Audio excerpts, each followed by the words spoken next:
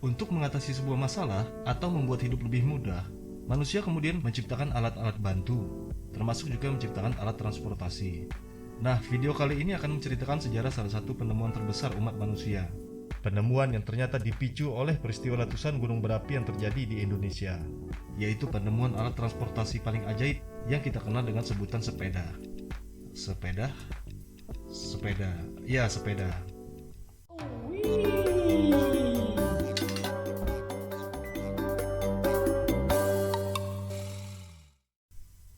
Kapan dan siapa yang menciptakan sepeda untuk pertama kalinya sempat menjadi perdebatan.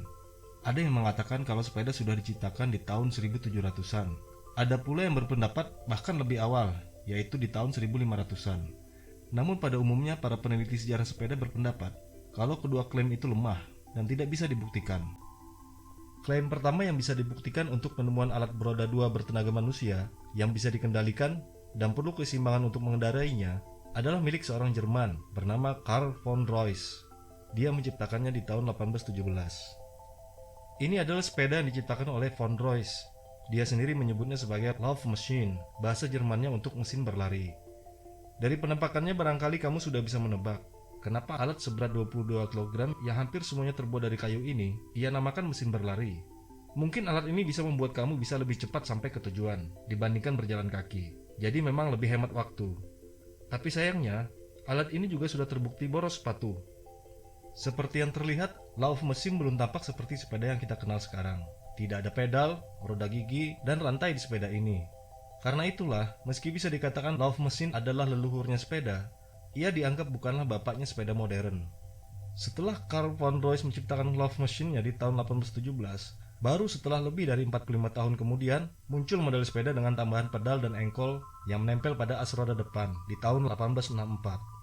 Sepeda ini dirancang oleh seorang pandai besi Prancis bernama Pierre Michaux.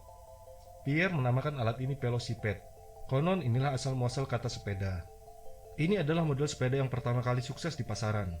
Namun dikarenakan kombinasi dari rangkanya yang terbuat dari besi padat, jeruji pelek yang terbuat dari pita besi, dan roda yang terbuat dari kayu, membuat velocipede mendapat reputasi dan julukan sebagai bone shaker alias pengguncang tulang.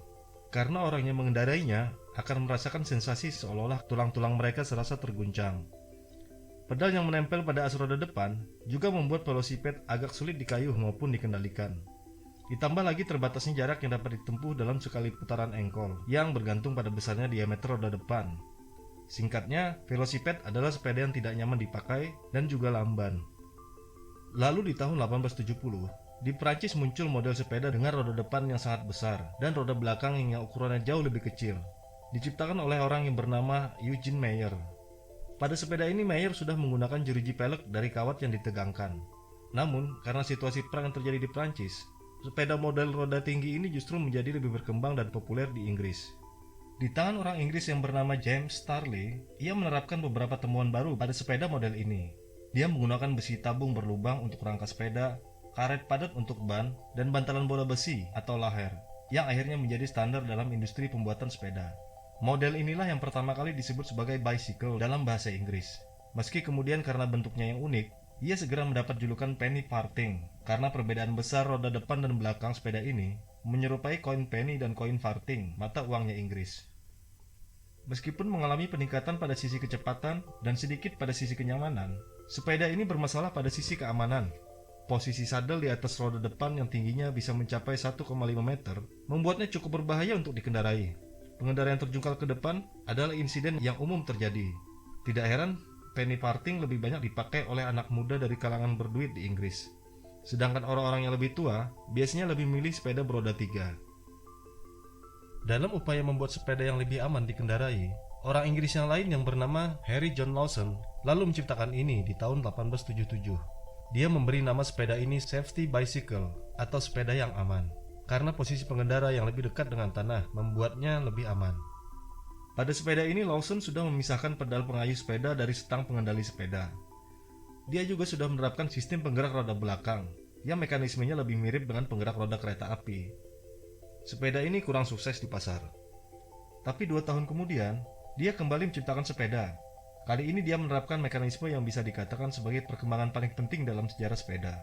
Karena inilah model sepeda roda 2 yang pertama yang menggunakan gear dan rantai. Harry menyebut sepeda ini bicyclette. Boleh dikatakan, bicyclette ini adalah kakeknya sepeda modern. Sayangnya, meskipun sudah bisa meningkatkan keamanan dan kecepatan, tapi karena bentuk yang aneh, ia sering diejek sebagai buaya. Sepeda ini pun gagal di pasaran. Berikutnya tahun 1884, model sepeda kembali ke model penny farthing, namun dengan ukuran yang lebih kecil, sehingga sering disebut sebagai sepeda kerdil. Sepeda ini diciptakan oleh 3 orang Inggris, Hillman, Herbert, dan Cooper. Mereka melakukan sedikit modifikasi di roda depan, menggunakan gear dan rantai. Mereka sendiri menamai sepeda ini sebagai Kangguru. Kangguru tidak sempat menjadi populer, karena setahun kemudian, tahun 1885, akhirnya muncul model sepeda yang akan menjadi standar model sepeda modern sampai sekarang. Sepeda ini diciptakan oleh orang Inggris John Kemp Starley. Dia menamai sepeda ini Rover Safety Bicycle. Inilah sepeda yang dianggap sebagai bapaknya sepeda modern. Dengan menggunakan 2 roda yang berukuran sama, selain aman, sepeda ini juga stabil dikendarai. Sepeda ini sukses besar di pasaran.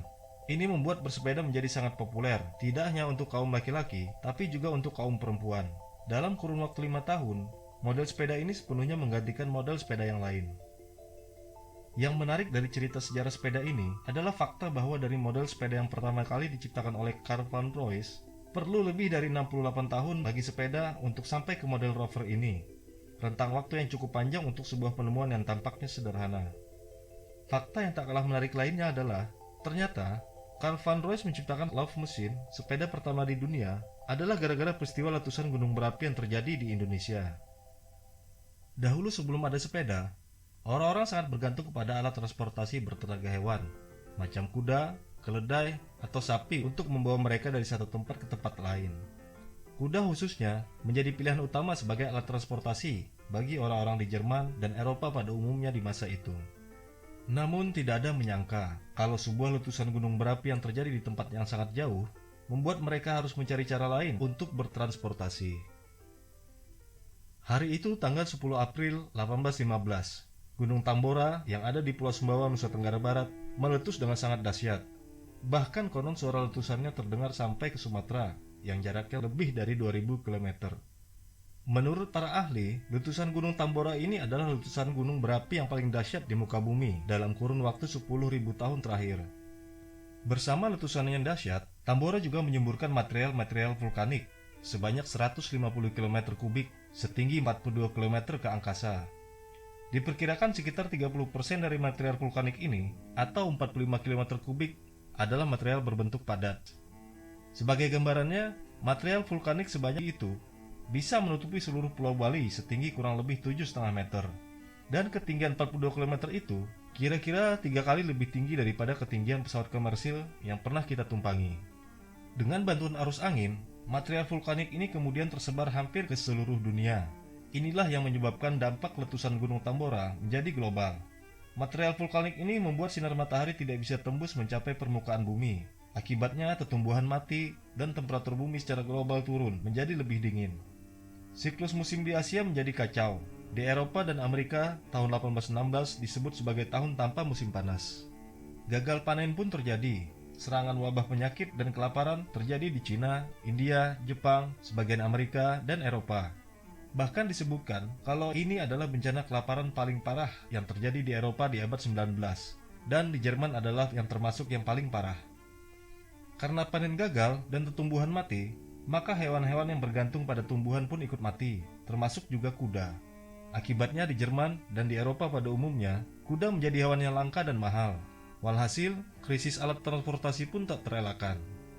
Seperti yang terungkap dalam biografinya, kelaparan dan kematian kuda akibat tahun tanpa musim panas di tahun 1816 inilah yang mendorong Carl van Royce untuk menciptakan Love Machine, sepeda pertama di dunia di tahun 1817. Nah, barangkali sekarang setiap kamu melihat sepeda, kamu akan teringat pada Gunung Tambora.